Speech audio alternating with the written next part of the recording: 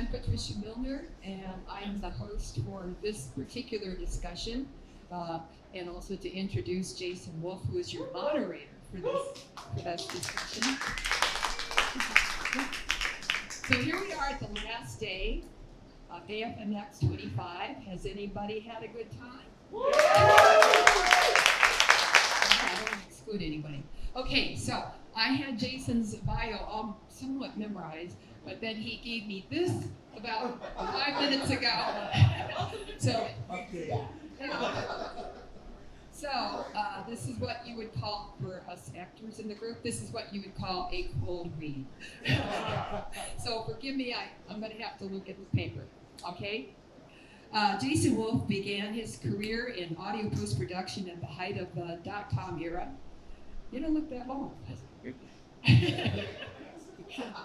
His first role in post-production was dialogue editor for Nancy Cartwright, the iconic voice of Bart Simpson, where he was tasked with converting recordings into the then new MP3 codec while preserving its natural sound. That early challenge set the tone for a career defined by technical fluency and creative precision.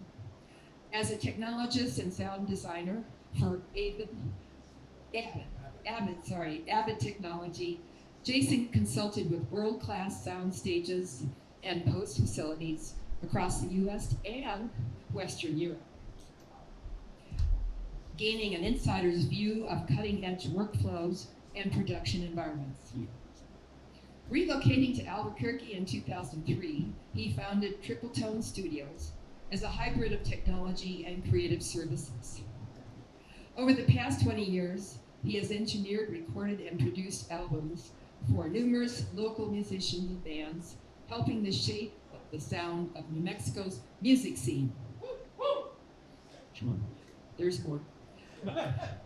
Recognizing a gap in the state's audio post offerings, Jason launched Triple Tone Audio Post, a full-service facility dedicated to dialogue editorials, ADR, Foley, sound design, and re-recording mixing featuring state's only traditional Foley stage, forged and tempered by Hollywood veteran artist Lara Dale. Triple Tone has delivered hundreds of hours of ADR for major studios, including Netflix, Apple TV, Prime, HBO Max, and Disney Plus, and provided sound design and re-recording mixing services for over 40 feature narratives, short films, animations, and television series, earning him awards for his sound design and mixage. Jason's unique blend of engineering expertise, sound design artistry, post-production workflows, mastery, and technological innovation, combined with his production experience and entrepreneurial vision, has established Triple Tone as a cornerstone of New Mexico's creative and post-production community. And now I present Jason.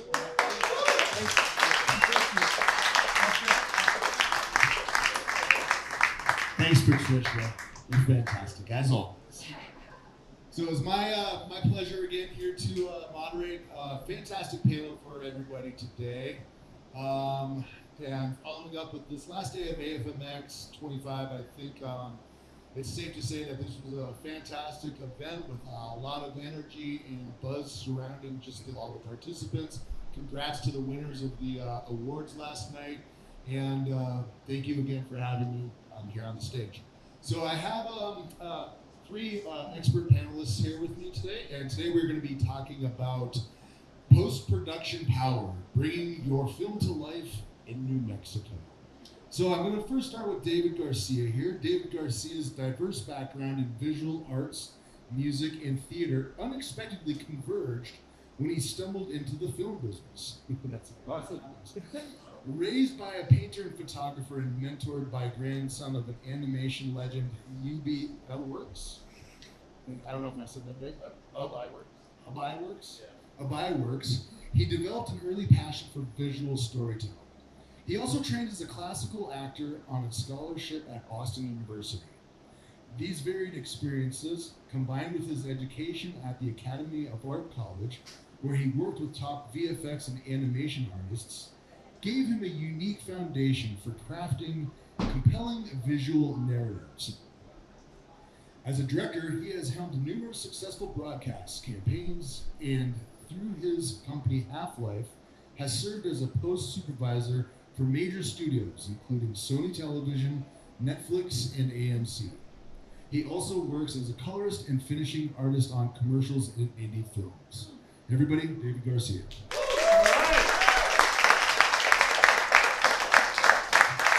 And sitting next to David is Phil Griego. Phil Griego is an IATSE 700 picture editor who has been cutting films for 15 years. Sometimes intentionally, sometimes just because the director asked for something snappy.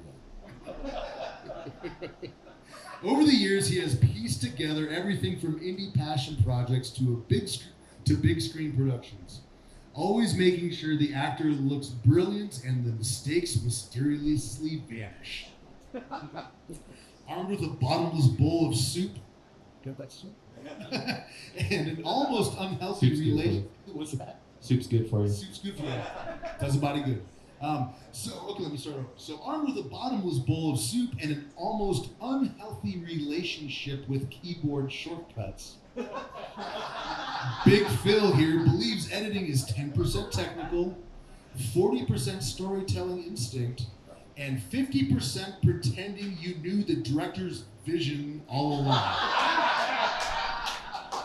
Whether it's tightening a punchline, crafting a tear-jerker montage, or making 3 hours of raw footage look like a masterpiece, Filthy Phil is happiest when the timeline is an eyesore, but the story sings like Jack Black in a thunderstorm. Everybody, this is Phil Griego.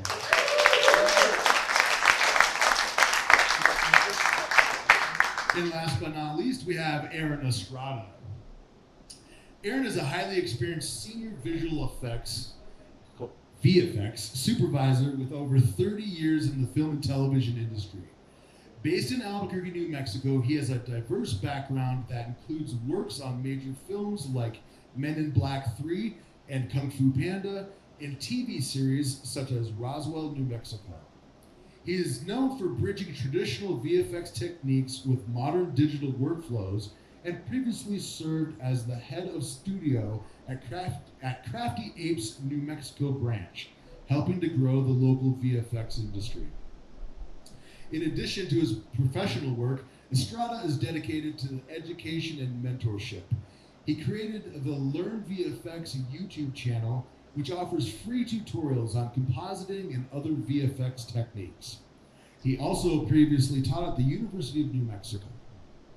Most recently, he has transitioned to executive producing and showrunning, applying his extensive VFX skills to the world-building aspects of his new projects. Everybody, this is Aaron.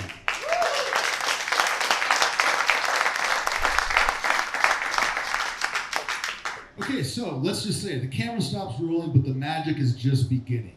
This panel here will dive into the critical, often unseen world of film post-production in New Mexico. We'll explore the state's growing capabilities, the incredible talent, and the resources available to transform raw footage into a polished, captivating story. Discover how New Mexico is becoming a hub for the essential final stages of filmmaking, from picture editing to sound design, visual effects, and color grading. So let's just jump right into it, guys. So to start, we're gonna zoom out. So New Mexico is best known for being a production hub, but the post-production side is catching up fast. We now have dedicated facilities, specialized artists, and more projects choosing to finish here rather than sending everyone back to LA.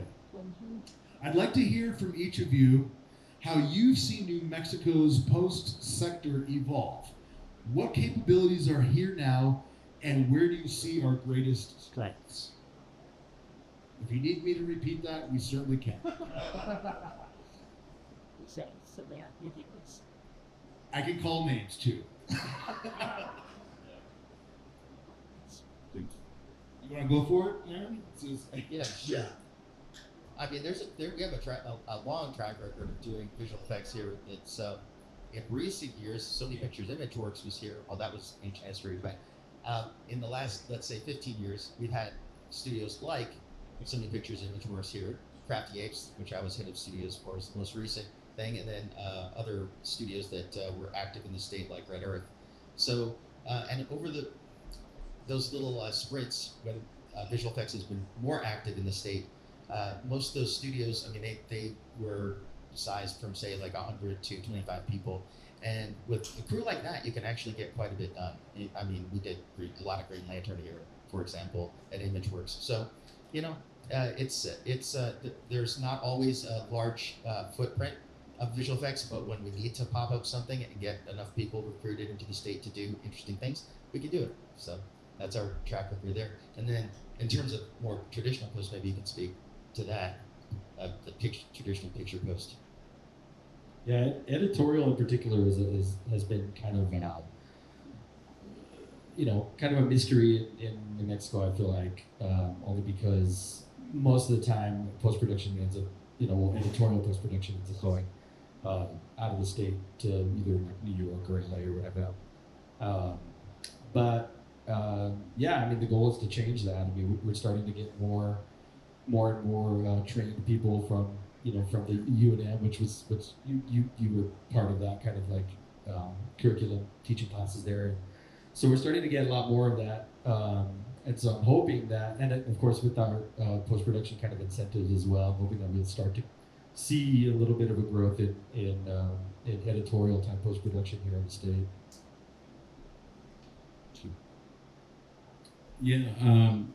Yeah, I think it's pretty apropos that you said it was an unseen world. I'm always hearing that we need to develop post-production and it needs to be built here in the state.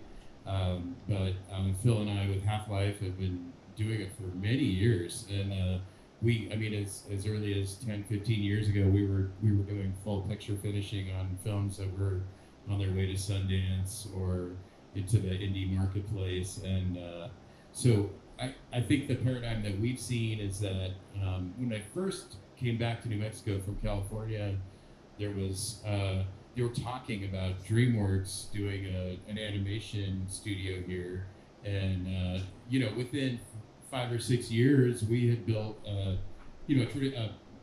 post facility where we had Here Kitty in the basement doing sound mixes and ADR, and we were putting out full pictures like through QC all the way to DCP and stuff like that. And that's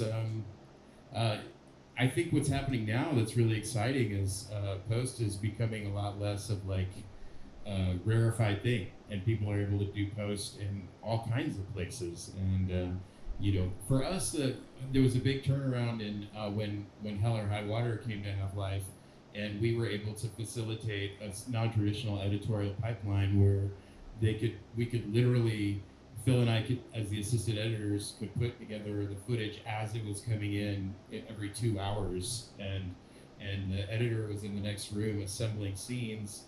The director could come in at the end of the day and pop a beer and watch what he shot that day, and then on the weekends the cast and crew could watch the movie they'd made that week, and that's just sort of, I think the paradigm is shifting. It doesn't have to go away somewhere, and more editorial that's happening while people are shooting is key to it's just more economical to see what's going on, and like the barriers are coming down. So would you say then that the strength then lies in just how accessible we are as Albuquerque and as New Mexico? You don't have to wait in traffic for 3 hours to get 5 minutes away. You don't have to battle a strict client schedule with the post house that you're working with. So would you say accessibility to these services is a strength that we have going for us? Yeah, I think that we as an economy, so there's two sides to it. We need to serve ourselves as filmmakers here in New Mexico, right? So we are the customers, and as far as that goes, build whatever you can, do everything you can to serve yourself and your own needs, because you can do it yourself.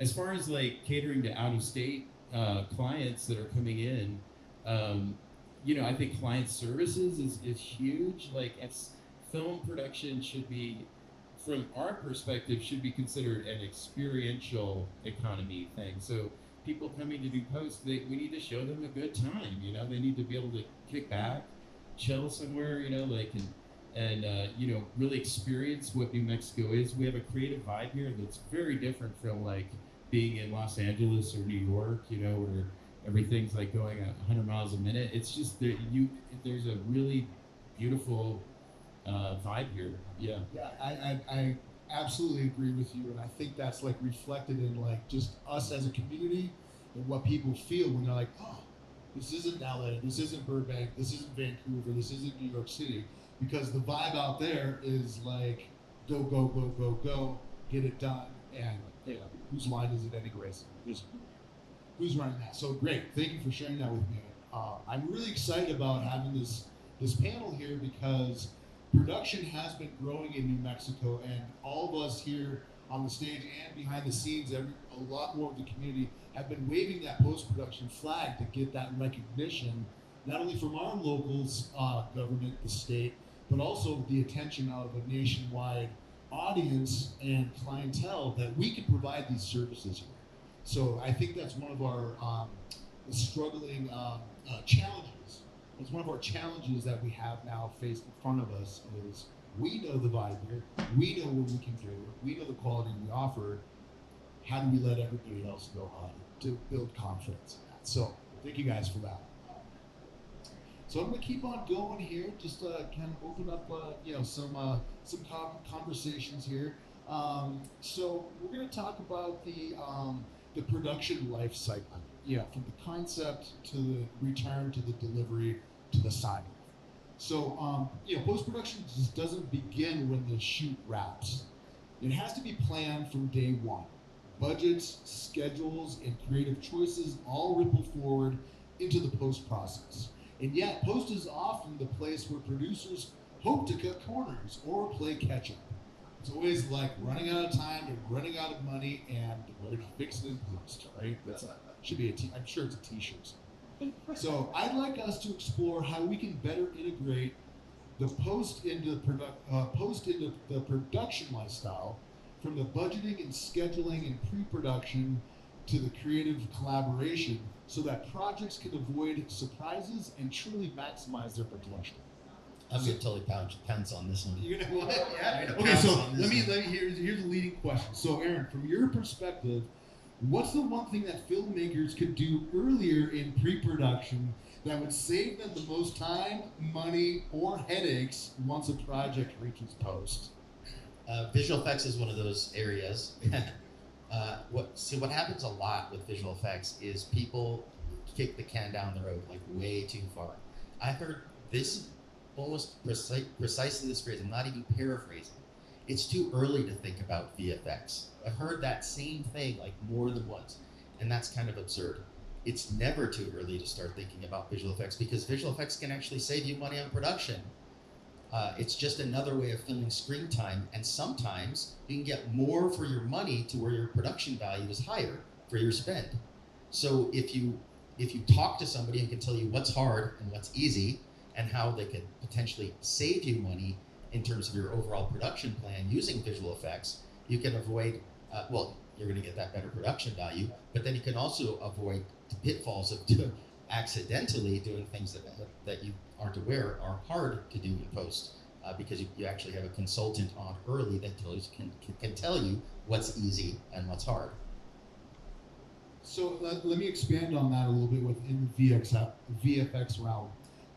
We're seeing the introduction of LED screens and XR stages, extended reality stages, with a combination of a constellation overhead that keeps track of iris and camera position, as well as the volumetric representation of what is happening on the 180, 270 degree cyclone wall of LED, individual camera-ready LED pixels. A little nerd moment there for you. But so with that, we are actually, when we're in pre-production, planning our shots, looking at the script, doing rewrites and getting ready for our production, we have to have those VFX things already kind of in place to actually think about that. I mean, Yeah, that's kind of a new department. It's called virtual art department, and it's a whole new thing. It's awesome. so is that another way of then filmmakers to start looking at the VFX in pre-production to bring that in, even though it's not widely adapted right now, but that's what. Yeah, I mean, and it's there's certain things that are such an obvious fit for that XR and LED volume stuff that, well, they're obvious to somebody who knows the capabilities of the tool. But if you're not familiar with it, then you might not know. Okay, like for example, driving shots, like poor man's process, that kind of stuff. That stuff's like a slam dunk for LED volumes, and yet a lot of filmmakers are still not 100% up to speed on when it's maybe the most appropriate tool to use. Try to think of other examples. Even more traditional virtual set technology with like green screens and stuff. Sometimes that's a better fit than trying to do a giant build of a set or having to take the entire crew to a location.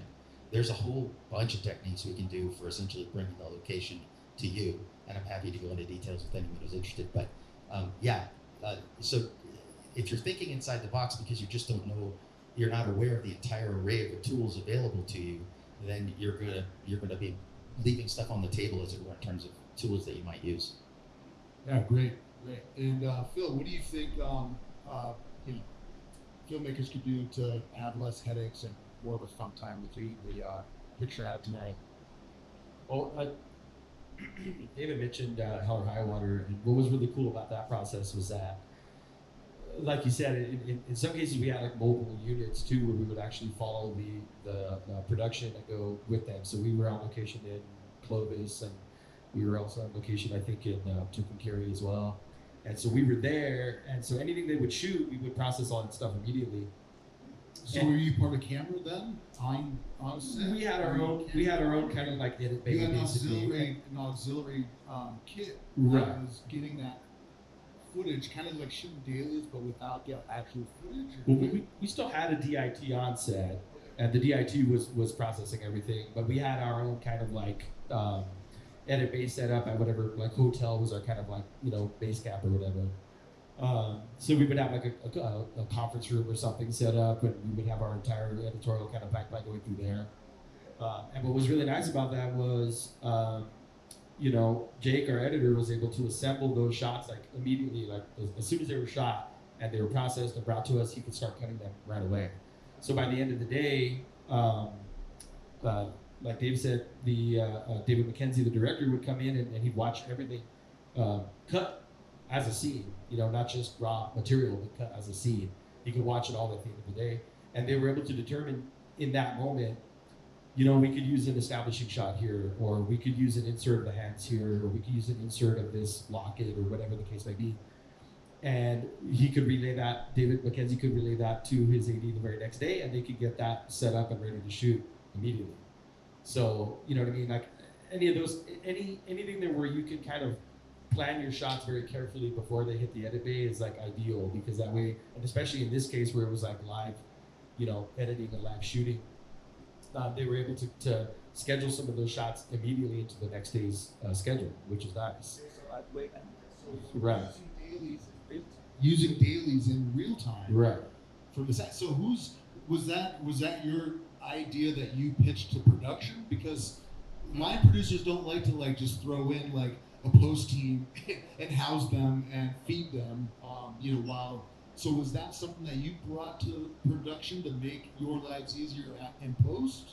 I think that was that David's idea? I'm not even sure how that came about. I feel like it kind of was David McKenzie's idea. Yeah. And maybe because he was so used to working in that way where he could just sit with his editor immediately as the day was over and review every single thing that he shot for that day. So that way, because actually too, which was really strange, he insisted on not having an on-set script supervisor as well. Yeah, so we had the script supervisor in the edit bay. Yeah.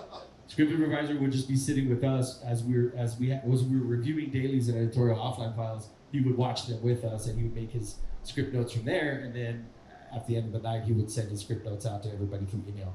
So he wasn't actually allowed on set. That was just that was a quirk of. It wasn't just him. It's not like he was like, I don't want this guy on my set. It was just kind of generally speaking. But truth be told, Dave McKenzie was really good at like keeping an eye on his scenes, and he was really like in tune with kind of like how everything and continuity and everything was being handled. So he did a hell of a job, doing that already from there. But yeah, so I think it was ultimately kind of like his approach, and I think it was because he liked having that ability to say, well, let's look at the scene and let's see what we need, and if there's anything we missed, let's go back and shoot it tomorrow while we're still on the same set. Does that even have a name yet? That approach? I mean, there's the whole set to cloud thing and the sort of near set concepts. But I mean, like editorial near set. Does it even have a label yet? I don't know, because I know that they did a similar type thing for Baby Driver with Edgar Wright, where they had like a mobile unit, basically like almost like its own little brick truck, but it was just for editorial. They had their entire editorial workflow in that truck, and they would follow them wherever they went, and they were cutting live at in the moment too. So I don't know. It's cool though. It's a cool process. I would say, like mostly these days I work as a director now, as a DGA commercial director. And I, just to like take a step back and go back to that original question, I think the single most important thing you can do as a director when you're going into a filming situation is to just prepare. So like, to the extent that it is appropriate, like make boards, figure out what your coverage is going to be like, figure out how the scenes are going to play out, time them, do a VO and like do an animatic, like whatever you can do to understand exactly how that scene's going to go together. The more you know, the better prepared you're going to be. So when I'm doing a scene, I will draw a schematic, I'll block it. I'll do boards if I can. Even if you can't draw, like do stick figures. Be like, this is a medium close up. Then we're gonna go to the insert. Then it's gonna be a 2-shot. And cowboy. This person's gonna be in the foreground. We're gonna rack focus. And just really have that stuff worked out so that like when you get to set, you shouldn't like they say a good producer doesn't do anything on set. And I think it's similarly a director should not have a ton to do on set other than just like helping actors get to the place they need to be at. Well, that's all great. And I think on the post audio side of things, what I see that the filmmakers, producers, directors can do to help the audio side of post is determine where the picture is going. Why are they talking to me for a full audio package, and what are they prepared to do to get it to the people that they need to get it to? So the reason why I bring that up is just recently I put a bid in for a film for a full complete audio post package, and they came back to me and said that they could only accommodate 30% of what I was saying it would take to get them there. I didn't have any idea, and I almost I almost just dismissed it like, well, I can't help you then. But the more I thought about it, I was like, well, wait a minute. Sounds to me like you're just looking for a festival mix right now, so you can get some distribution, so you can sell your pictures, so you can get some traction, and possibly build up more of a fund, more of a budget for your post needs. And they're like, yeah, I guess so. And so I reshaped that, what would be a roadblock and just kind of like a non-client kind of situation, into like telling them what their budget allows for, what I'm still going to be able to deliver, which isn't full distributor specs. So I took all that out. There was no in-client review because we could review all on Frame.io. And it made that song and dance of getting my deal memo signed a little bit easier by them knowing what they were ultimately like looking for at this stage. So having as much foresight into like where the finished project is going, if you're shooting for like a festival submission, because we all love deadlines, and we all love revisions, and we all love reconforms. But if you have a deadline or a goal in mind, ask yourself really and be really honest as a filmmaker: is it going to be achievable and is it worth the sacrifice of not fully embracing the story I'm trying to tell for this one day? Because things will continue to happen, festivals will continue to go on. But this is your shot to get your picture exactly the way you want it, with saving money and time in the post process. So, yeah, that's all great. I got another little opener here.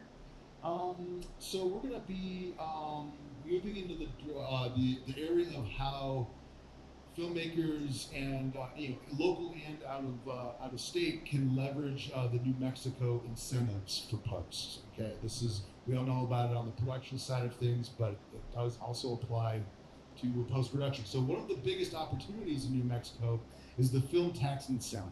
But too often people only think of it in terms of production. Post production qualifies too, and this can be a game changer. If finishing, sound, VFX, and editing all happen here, producers can stretch their budgets further and strengthen the local industry at the same time. Let's unpack this incentive and how it applies to post. What filmmakers might be missing when they don't keep this work in sync? So some filmmakers still assume post has to be finished in LA or New York to be professional. What would you say to challenge that perception? Well, I mean, I moved here to work on Hollywood big budget movies, so the first film I worked on was G-Force, and it was, I don't know the precise visual effects budget, but it was in the millions. So, and it was world-class work. So, I mean, that should dispel that notion of not being able to execute high-level work here. And then the incentive is pretty interesting, because even the same things like the series uplifts and stuff. So if you do over 6 episodes, or you do a pilot or that kind of thing, those apply to post-production as well. So the qualified facility thing, that's a little bit more iffy, but I've heard guidance that if you did post work within a qualified facility, that would even qualify for the uplift there. So it's treated by the tax and as pretty much the same as production. So anything that qualifies. You could have one-stop shopping. That's the other thing too. Rather than working under multiple jurisdictions, a lot of folks will go to other states or other countries to get their visual effects done, but then they have to do the whole application process there as well, and it might happen at a completely different cadence for the process here. So if they did it all here, it would just be one claim, one cycle, all with the same cadence, so they wouldn't have to deal with multiple jurisdictions. That would be my pitch for why the incentive here makes sense, especially if you're shooting here. But I would say even if you're not shooting here, when you do post, maybe you shot in an unincentivized state and you'd like to incentivize your post, it's an option. Great. What is it? I spend a lot of time on sales. I mean, the one thing I'll say is that the tricky part about editorial in particular, and I think a lot of people who want to have features edited or whatever the case is, like, they're looking for unionized editors in the Editors Guild. And I mean, if you look at the directory on the website, it's like about 99% of them are in LA. You know what I mean? But I'm hoping to change that. So I'm like, I'm a picture editor in the 700, and so that's one of those things where if we get more editors here and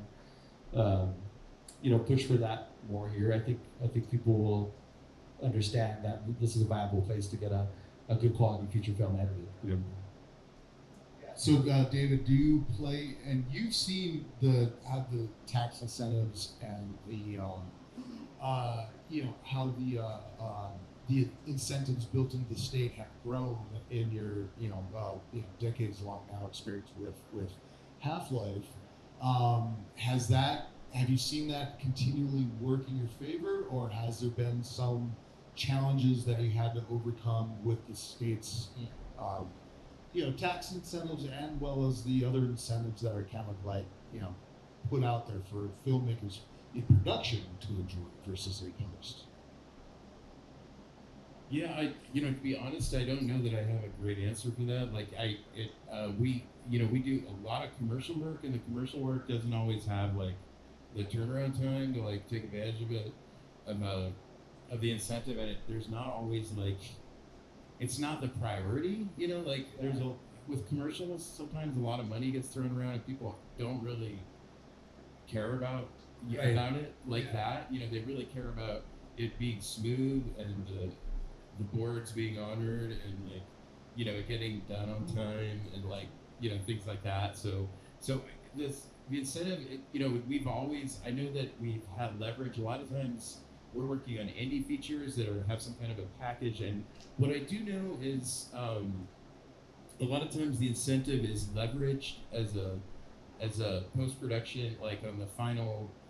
Somebody will come in to finance the post, and they're leveraging the fact that the incentive is still there, and a lot of times they're giving it to the person that's financing the post, and like they'll have like a first musician on it, and that allows them basically to like, hey, you know, basically that is going to pay for post, and that's a really exciting thing that indie filmmakers can do if they have it available and nobody's got dibs on it. You can basically pay for post with your incentive, and somebody will lend on that. So, yeah, that's Yeah, no, you bring up a good point with commercials being like a self-contained package where they're just like they're quick turnaround, quick sets,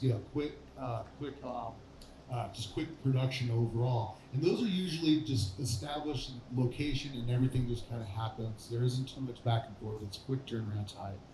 But with a feature film, you know, in pre-production, you have even in development, you have a long time to like figure out where you're going to shoot your film, what the state's taxes are. I mean, we as a state have filmmakers come and shop our state for the incentives, not only for the tax incentives, but also for like the support that they get from our New Mexico Film Office.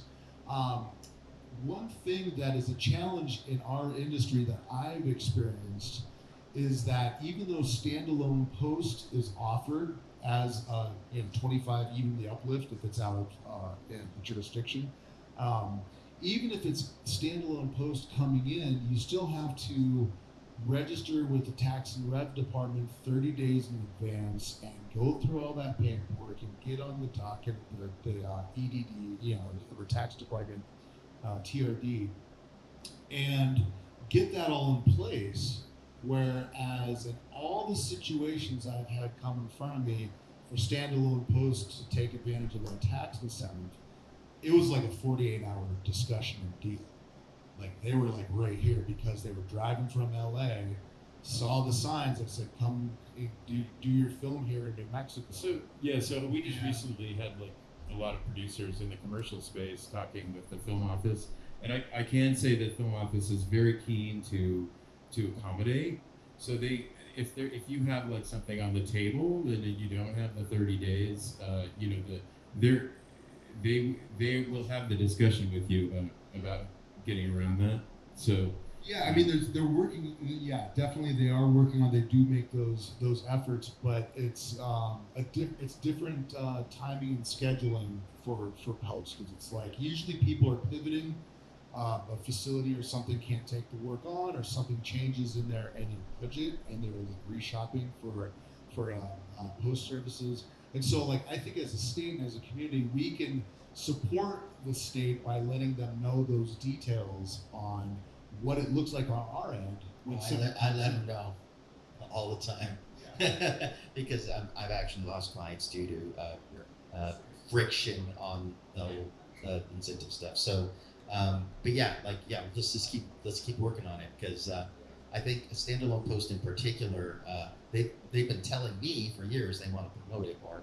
So now it's time to like hold them to that and maybe get them to actually improve the onboarding process. Say for example on the website, just so there's a little more clarity for clients, so they know if it's standalone post in particular.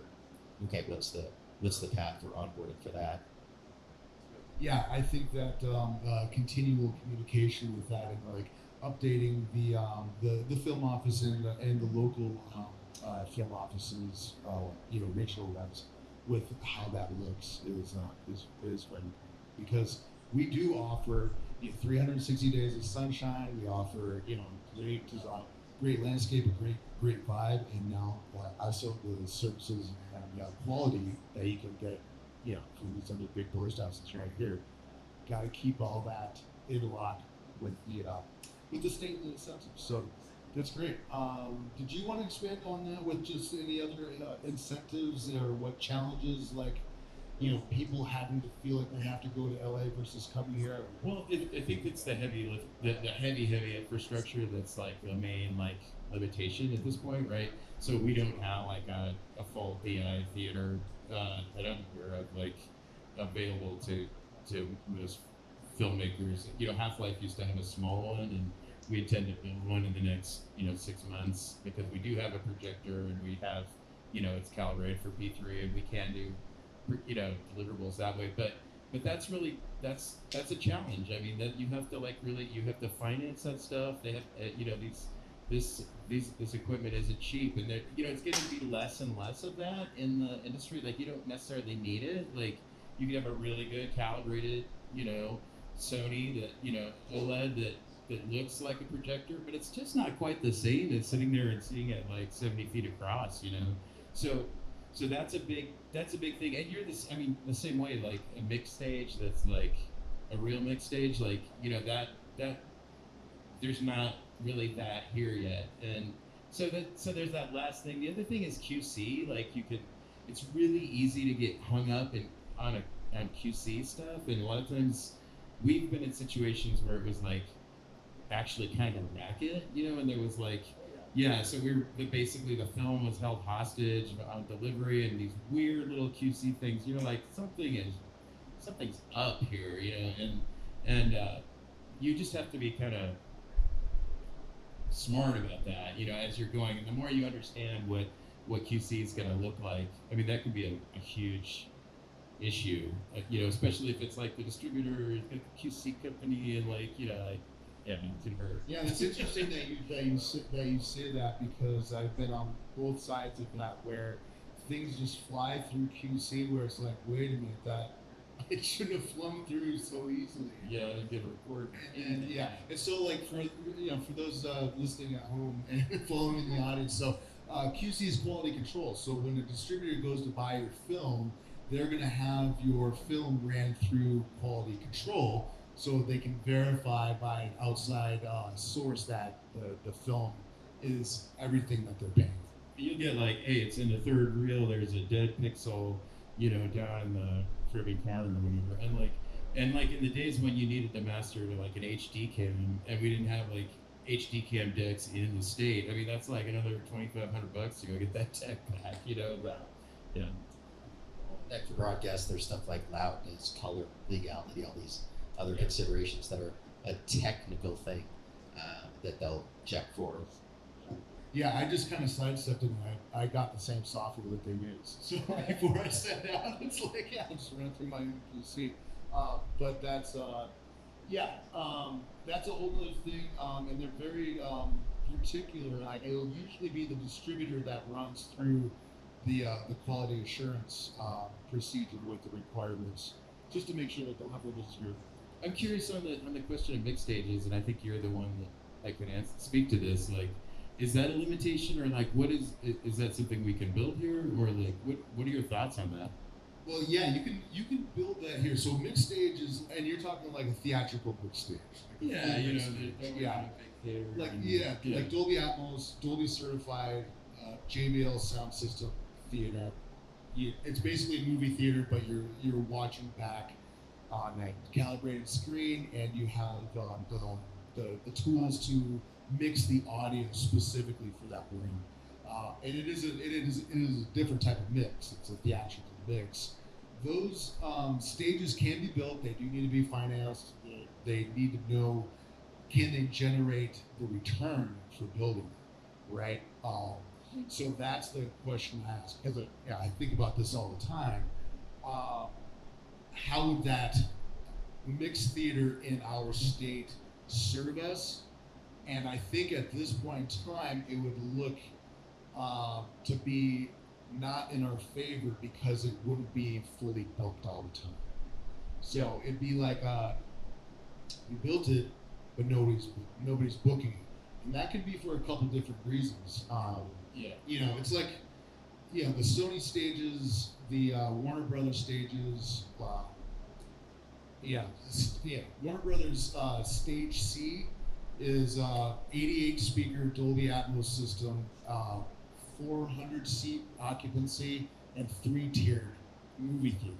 Okay, you can spend $12,000 a day just sitting in that. And so that's just to get the room. If I were to go and four-wall it, which means I'm going to go provide the tech talent, the content, do all the engineering, the setup, all that stuff, I can probably get it for like $8,000 a day to mix your content in there.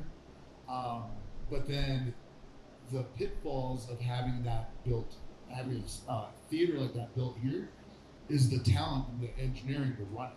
Because our technical talent in the post-production industry is still really shallow here. Now we're working, Triple Tone works with like Alan over at C&M, at UNM, and we do outreach things. My Foley artist Laura Dale goes out to all the communities and does presentations on traditional Foley, and so we are trying to build the talent and the expertise, but we're still faced with the same thing that happens in a lot of sectors in this state, where people come in, they get their education, and they go to the places that they can go get big time jobs, they go get big time experience. So we do have a lot of challenges in that regard, but believe me, like the passion is there to be able to offer everything that is offered out there here in our state, where local filmmakers can utilize. Yeah, I think it's just a matter of time, man. Like it's like what's going to happen here, and what really needs to be happening is like the above the line talent as it comes up.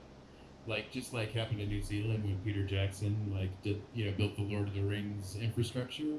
We're going to start building that infrastructure because people from here are going to want to work here, and we're going to start exporting film, and just like we export green chili, and that's what we're going to do. And to be clear, I want to be very clear, because you guys are filmmakers. Like we have mixed.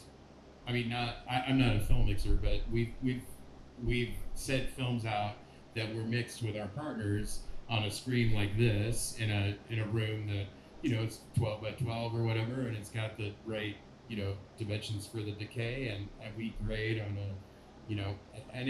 and we take it to a festival. It looks freaking great. It can be done. You don't need to be in a $12,000. No, it can be done. I mean, I have the same thing with my mixed theater. It's for home entertainment, so it's a different classification for Dolby Atmos, but it's still on a 110-inch perforated screen. I have immersive surround sound in the facility.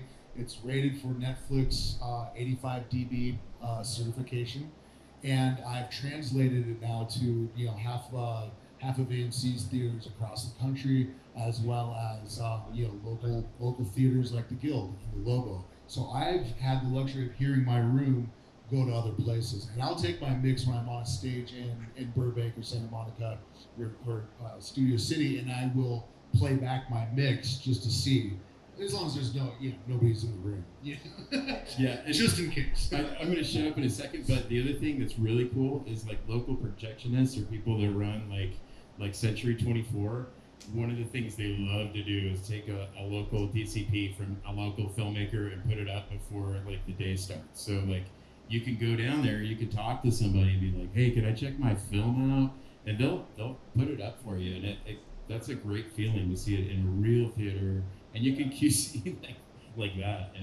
Yeah, we were we had Keegan Carnes was directing Love on Tap, and we had that, and we were ready to send the DCP over to Las Cruces because it was premiering at the Las Cruces Festival, and we had like 12 hours. So we went over to Icon Theater and ended up showing it because we were finishing up our sound post, and it was getting color graded all at the same time. And Keegan was bouncing back and forth between the facilities, and then we just ended up building the DCP. The second it was done rendering, we ran it over to Icon and fired up. And we were like, thumbs up. Okay, we just spot checked it right real quick. And then one of the producers was on the road driving down to Las Cruces to get it to the festival. So yeah, that happens, but that's the way, that's the way it comes down to in post. Like when you're faced with deliverables, when you do have those deadlines and stuff, it's just as much of a hustle as production.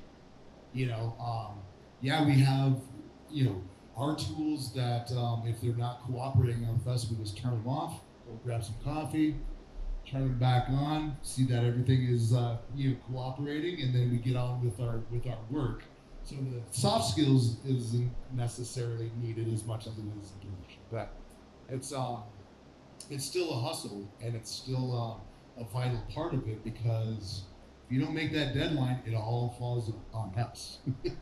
Yeah, I've worked on stuff where we're locking stuff reel by reel as the reels lock. And they still lock stuff reel by reel, even though they were all going to go to a DCP. That was in the era when they were still making prints. Yeah, so they had to get some of the prints going. Yeah. So why don't we just talk about a challenge then that you went through in the post process, and like how you overcame that, and like just tell us a story about something that comes to mind. Visual effects is rife with examples. The worst situations I've seen are when there's problems with color in post. So it's like sometimes the post house you're working with, and this is usually not their fault. They have their main pipeline figured out, but let's say there's a wild card in the mix, like a different camera. So they have like a crash camera that uses a totally different system, and they never work out a pipeline for how to handle the color from that alternate camera system. And then all of a sudden you have they just chuck it in the pipeline like it was an in camera, and everything's wrong, and you don't know where the color was to start with and where it is now. And so it's impossible to round trip through visual effects. That's a challenge that I pretty routinely encounter on almost every series show I've ever worked on. It happens at least once, because there's always a situation where they want to use a crash camera at some point, and it's not properly documented. Then you have to like work your way through the whole chain, sometimes all the way back to the camera department on the show to find out exactly what the camera was, because post doesn't even know what it is. Sure. That I do a lot of work with television, and kind of going back to what you guys were talking about earlier. I've done some finishing on television series, so color finishing and also sound mix as well.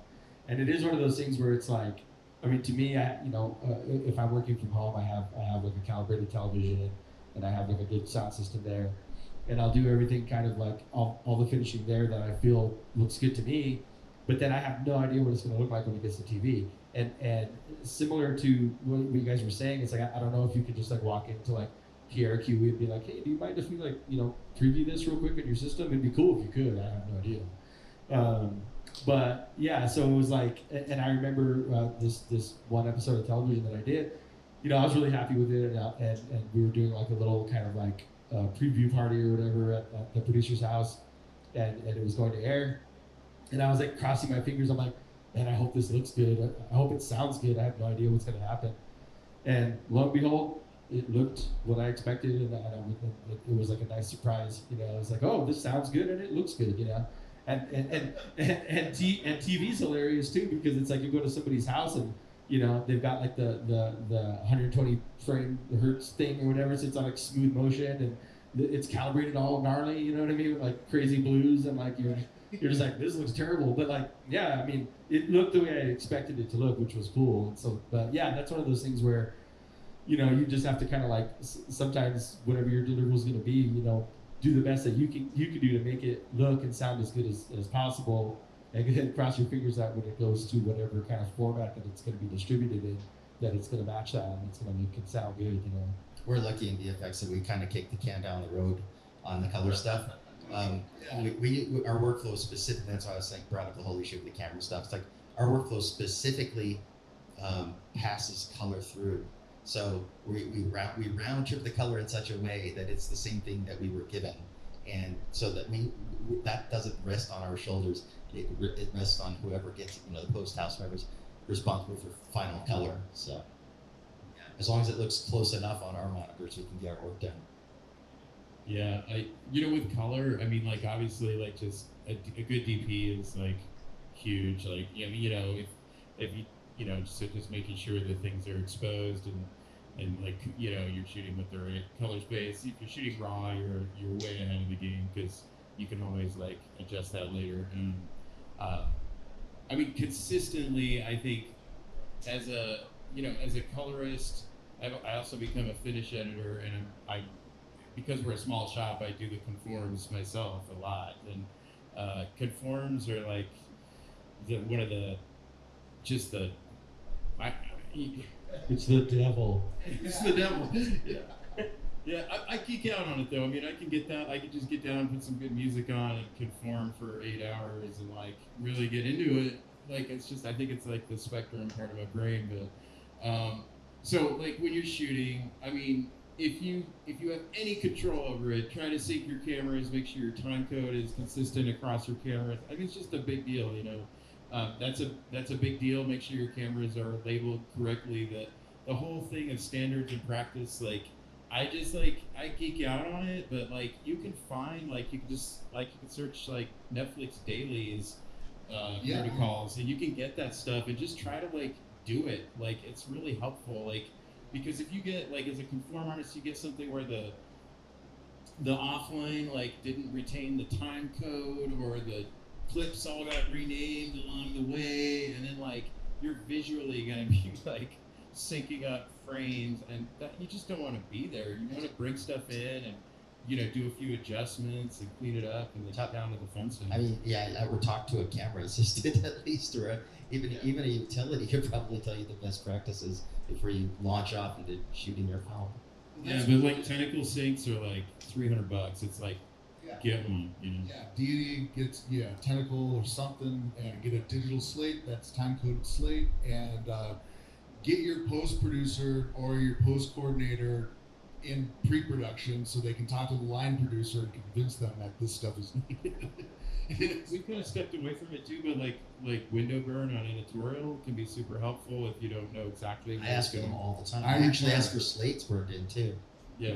Yeah, well that's so yeah, talking about like conforms and reconforms in my world, if a audio turnover to me is and the picture needs to be unlocked, then all of the work that I've put into it up until that point, and even with my other departments, okay, because I'll department stuff out. So I'll have my sound designers working on the sound design.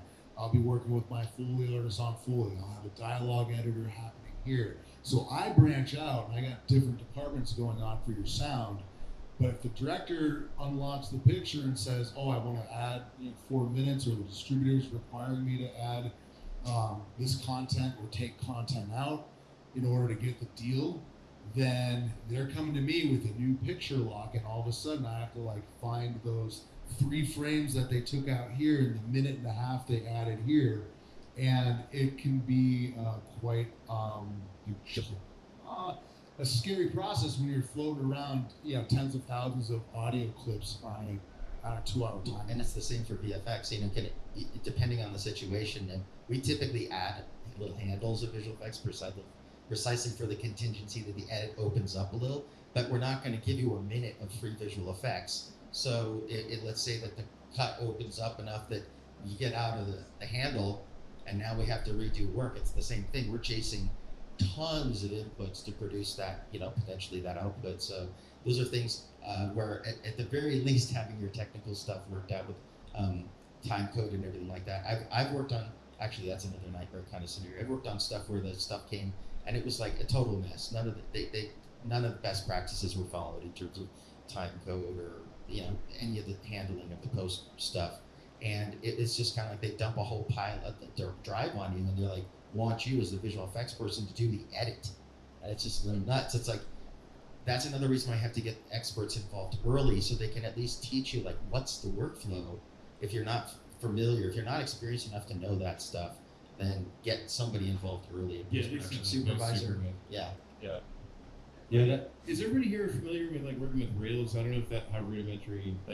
Is everybody like kind of know about that? Like that was, I mean, it's just a big deal too. Like we kind of work in like pieces, And then if something gets open, you can just like open a reel or whatever, and like, you know, like sort of. Yeah, no, it's a great, and it's based on the 20-minute reel of like 20 feet of film or whatever, or the 20-minute reel that you'd switch out. So when you switch out a reel, you'd get that content, and the terminology is just kind of stuck in the post process where, and it's actually very helpful on lots of different things, because reel 1 is going to have your opening credit sequence, which you might have an artist working on that, and your reel 5 or your last reel is going to be the one that has the credit roll, and there's going to be music going underneath your credit roll, or you might throw bloopers in there. You might put in some extra hidden content like Marvel likes to do.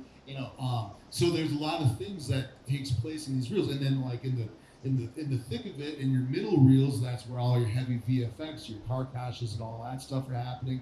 And so if one thing changes in any of those reels, then the editor can just go and work on that reel individually, and you're not stopping that process on all of the other reels, that are getting worked on. So it's also, I think, a little bit more rewarding. Me as an editor in the editorial, I'm talking like dialogue editorial, to be like, yes, okay, I'm on reel 3 now, and so you can just kind of go down the line, working in reels. So yeah, that's a great point.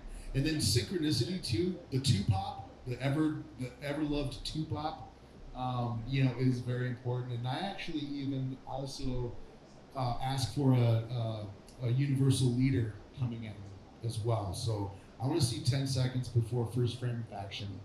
Start your reels at the hour mark. For reel 2 is hour 2. All these like little things in the audio turnover. One thing that I want to touch on in the audio side, you're talking about the metadata, and how like that is really important to preserve when it comes to time code and the syncing, things like that.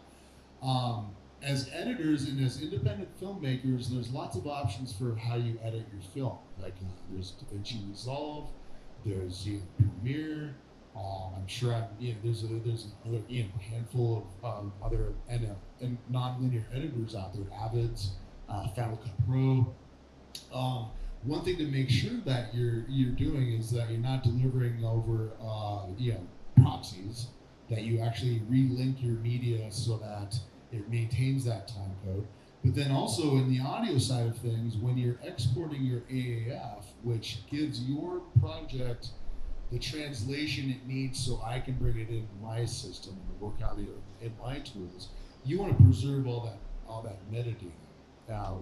Because that's all the sound, all the labeling that your location sound mixer has put so much time and effort into working.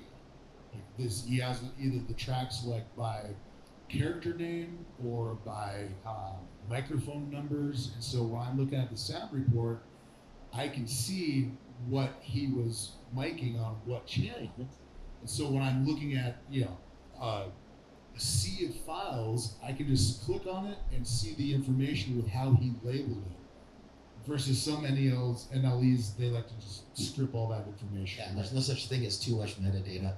That's right, and it's very important. In visual effects, shirt like that.